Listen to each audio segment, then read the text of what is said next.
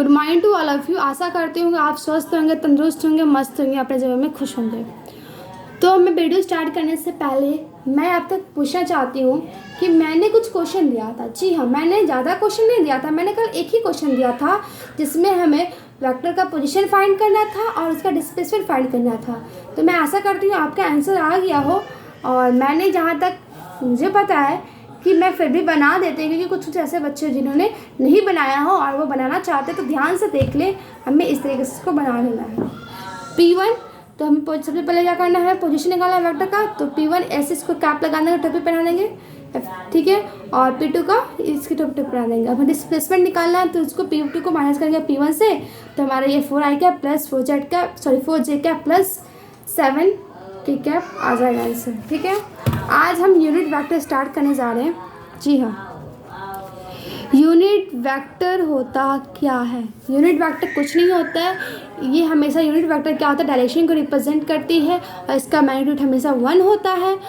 और unit vector क्या करती है, यूनिट वेक्टर हमेशा डायरेक्शन को रिप्रेजेंट करती है, इसका मैग्नीट्यूड कहते हैं हमेशा 1 होती है। इसकी यही खास बात है, ठीक है। जैसे यूनिट वेक्टर क्या होता है कि हमने पिछले क्लास में पढ़ा था, किसी के ऊपर छतरी पहना था वो डायरेक्शन बताती है किसी भी वेक्टर का। हाँ, तो हम छतरी उसके ऊपर किसी भी वेक्टर का डायरेक्शन निकालना होता है तो उसके ऊपर छतरी पहना देते हैं। जैसे कि हमें आई का डायरेक्शन पता तो छतरी पहना देंगे, जे का नहीं तो छतरी पहना देंगे, ए का निकाला तो छतरी पहना देंगे, के का निकाला तो छतरी पहना देंगे। जिस वेक्टर का हमें डायरेक्शन निकालना उसको छतरी पहना देते हैं। ये होता है, सिंबल होता है, ठीक है।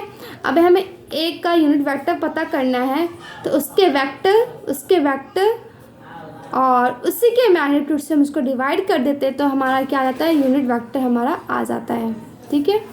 ये हमारा क्या है, यूनिट वेक्टर, ठीक है।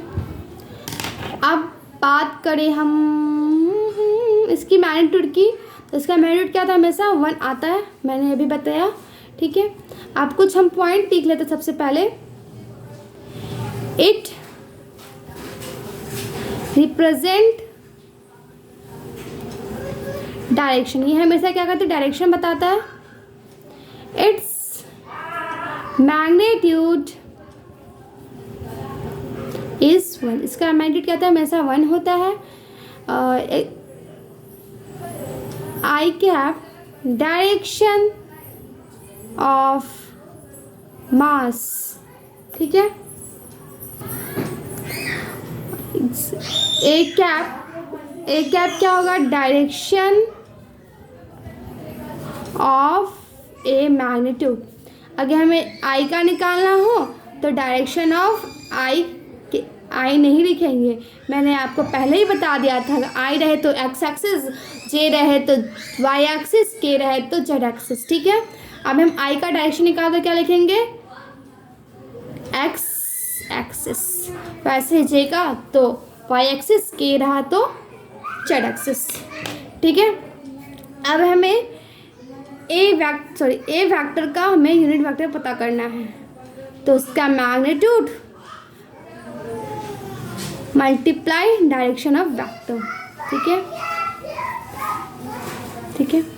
ये क्या हमारा वेक्टर ऑफ ए, ये क्या हमारा magnitude of vector A.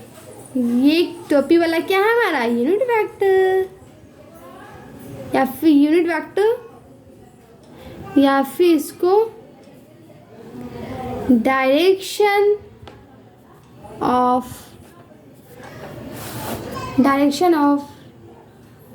Vector, ठीक है। हो गई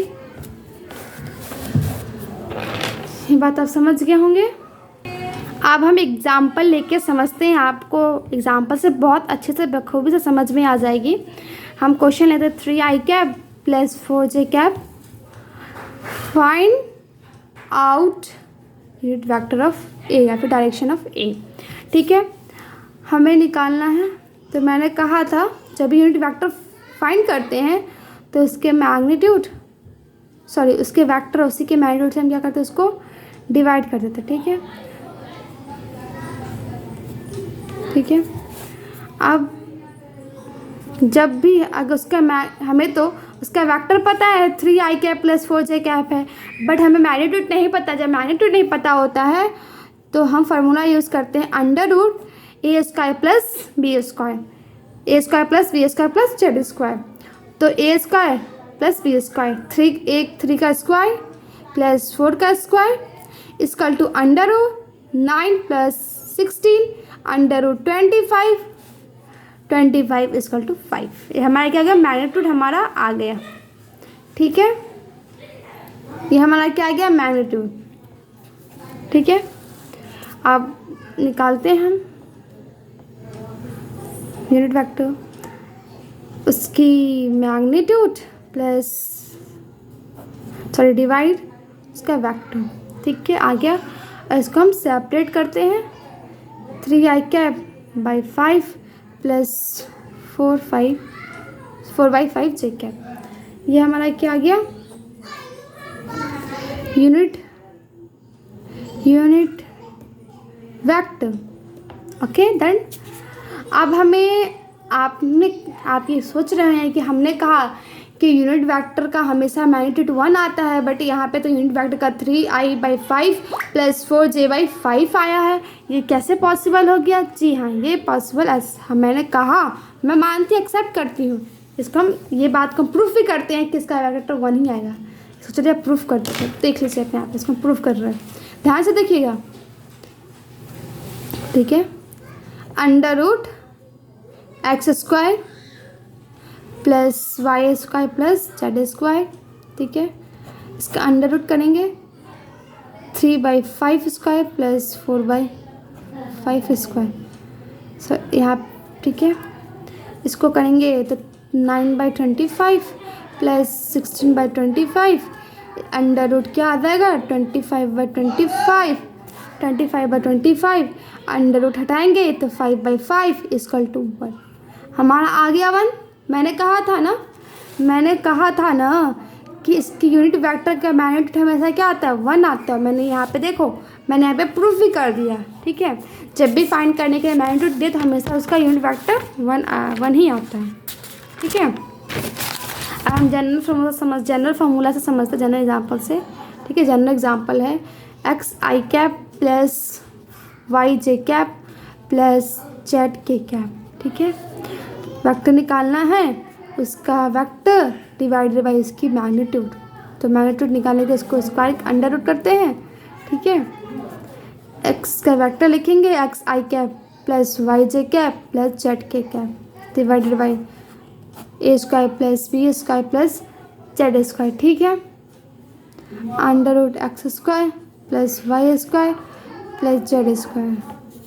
तो उसको आप अलग करेंगे, x/ under root x² plus y² plus z² plus y under root x² plus y² plus z² plus z under root x² plus y² plus z²।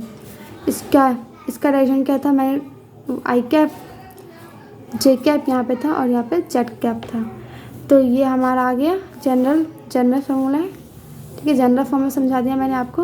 अगर हम इसको वेरीफाई करेंगे तो इसका भी मैग्नीट्यूड क्या आएगा, इसका भी मैग्नीट्यूड 1 आएगा। तो आज का लेक्चर यहीं तक।